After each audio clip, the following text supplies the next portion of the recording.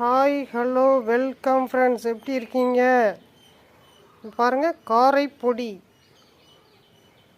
கார மீனுன்னு சொல்லுவாங்க, காரப்பொடி மீனுன்னு சொல்லுவாங்க. இதை வந்து கருவாட்டுக்கு வாங்கி போட்டிருக்கோம். இந்த கருவாடு வந்து கடந்த 4 நாட்களாக காயுது.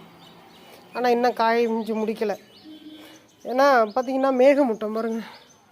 எங்கள் ஊர்லேயே கடந்த 4 நாளாகவே மேகமூட்டம் தான், சுத்தமாக வெயிலே காட்டல. அதனால் இந்த கருவாடை காய வைக்கிறது ரொம்ப சிரமப்பட்டுக்கிட்டு இருக்கோம். என்னடா அது தரையில் போட்டுருக்காங்கன்னு நினைக்காதீங்க. காலையிலே இந்த தரையை கழுவி விட்டுட்டு அதுக்கு பிறகு காஞ்ச பிறகு ஒரு கூட்டல் போட்டுட்டு அதுக்கு பிறகு தான் கருவாடை போட்டிருக்கோம்.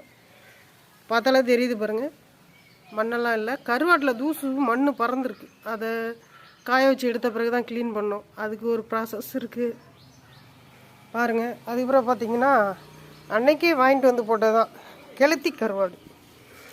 பூனை வாய் வைக்கின்றதுக்காக போட்டிருக்கோம்.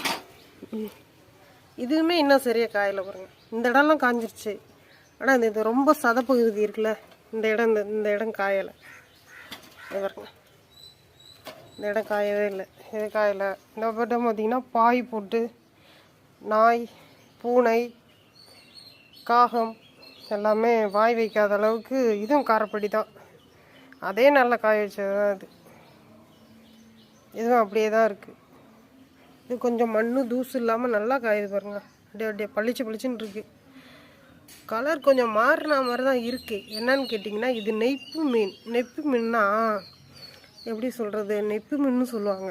இது காரணம் என்னென்னா, நம்ம என்ன மாதிரி அலசி எடுத்து காய வச்சாலுமே இந்த மீனோட கலர் கொஞ்சம் மாறும் பாருங்க.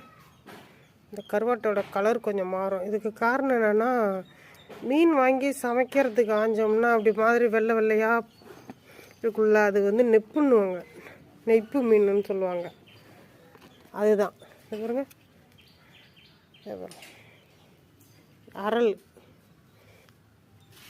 அரல் மீன். இதில் ஒரு 4-5 அரல் மீன் கிடந்துச்சு. அரல் மீன்லாம் நல்லா காஞ்சிருக்கு. ஆனால் இந்த கருவாடு காய தான் அவ்வளோ நேரம் எடுத்துக்குது.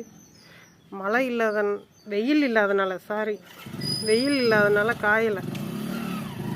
இது பாருங்க, இது வந்து சின்ன கத்தலைன்னு சொல்லுவாங்க. கத்தலை மீன், சின்ன கத்தலை மீன் சொல்லுவாங்க. இந்த கத்தலையுமே சுத்தமாக காயலை. சின்னதாக தான் இருக்குது, ஆனால் காயவே இல்லை. எந்த மீனுமே சரிவர காயலை பாருங்க. அதோ ஒரு நாக்கு மீன் இருக்குது பாருங்க.